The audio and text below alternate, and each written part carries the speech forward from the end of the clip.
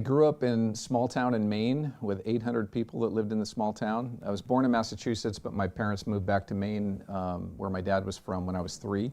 So was raised there, real small town values, very similar to Templeton, quite frankly.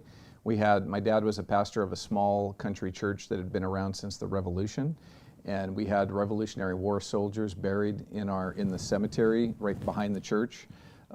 So as well as Civil War soldiers and veterans as well that had been buried there. So New England, small town, 4th of July and Memorial Day actually was the biggest holiday that we would celebrate every year. And it was, because of going back to the Revolution and all the Revolutionary War graves, we would decorate the cemeteries and things like that. So I grew up in a small community. My dad was an apple farmer, and he didn't own the orchards, but his aunt and uncle did, and he was basically a managing caretaker of the orchards. And so I grew up pruning apple trees and milking goats, and I feel at home here in Templeton, and I just don't have the snow and the cold to deal with. So right.